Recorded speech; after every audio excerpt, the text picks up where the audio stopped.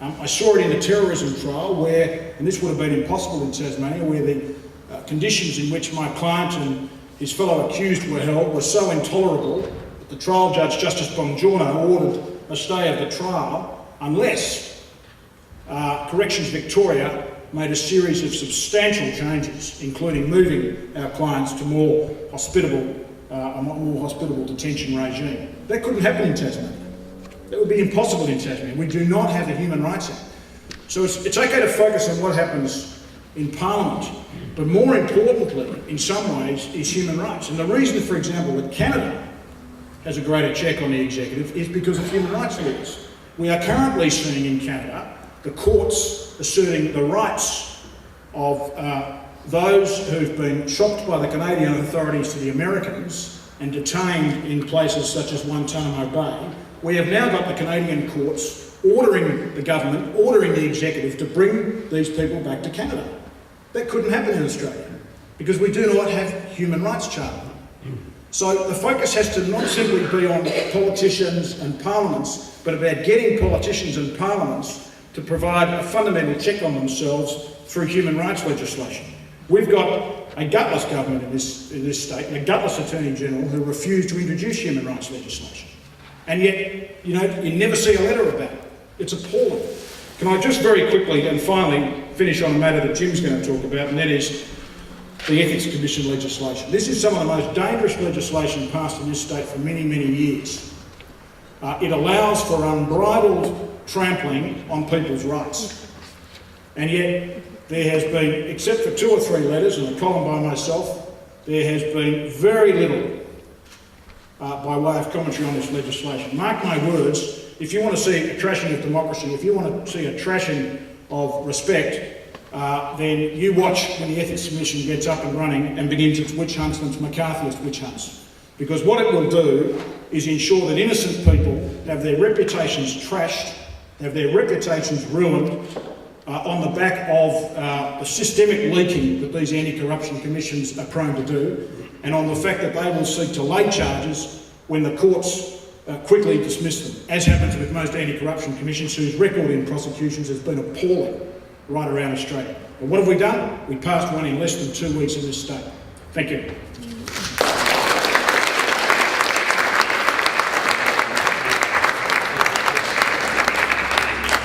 Thanks very much for that. Now, the Honourable Jim Wilkinson, a member of the Legislative Council, is a member for the Division of Nelson in the Legislative Council of the Tasmanian Parliament. He's also a practising lawyer and chair of the Joint Selection Committee on Ethical Conduct, which was established in 2008. Jim's been researching and compiling the report Public Officers, Public Trust, which contains recommendations for the Tasmanian Integrity Commission, and we welcome you to the podium.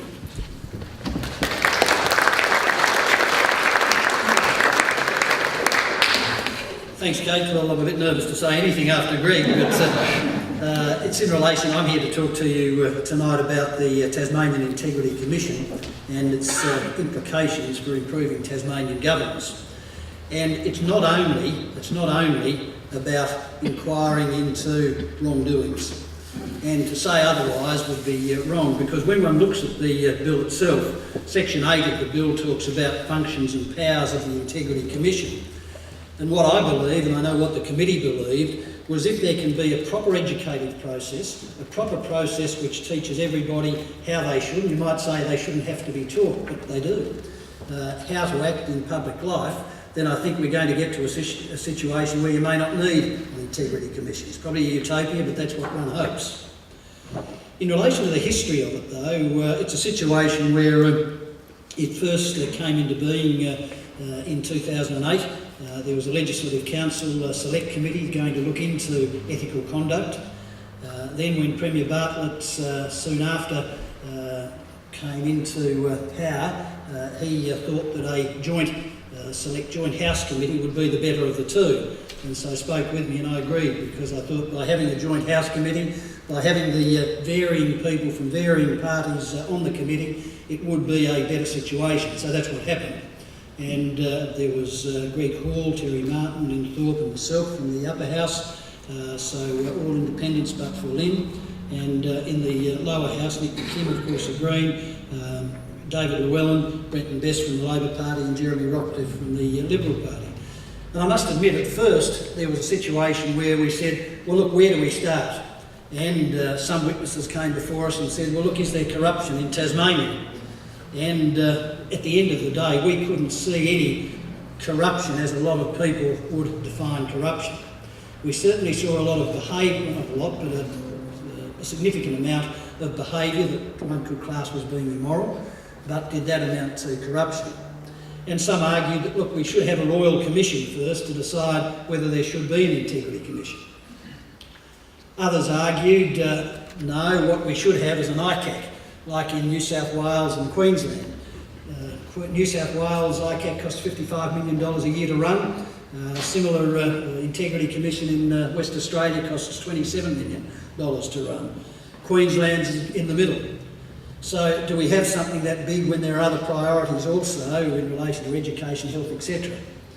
So what we did was set about endeavouring to find out, one, whether we should have one, and two, if we do have one, how can we have it to let it achieve its aims, give it the teeth to properly have its investigative powers, and hopefully come back with better governance in the end.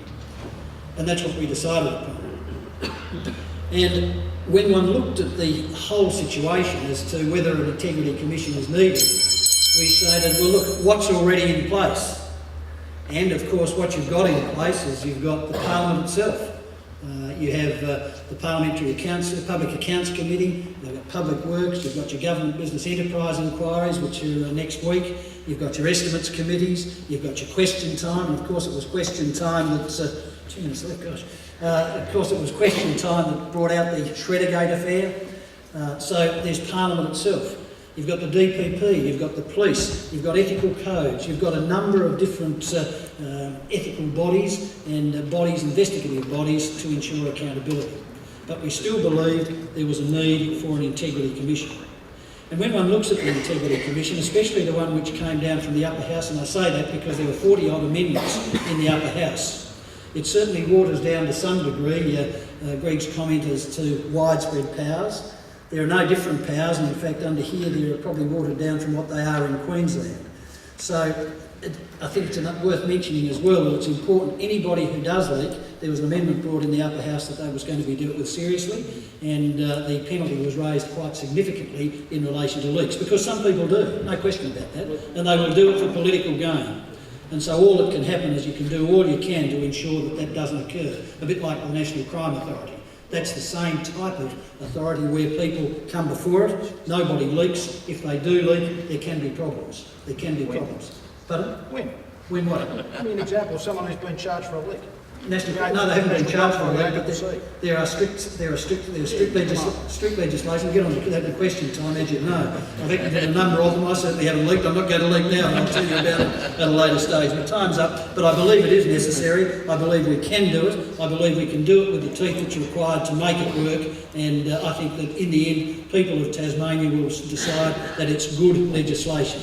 One thing also that occurred in the upper house, we said it's got to come back in 5 years to have a review. If it's not as good as what people would think, well, it can go out.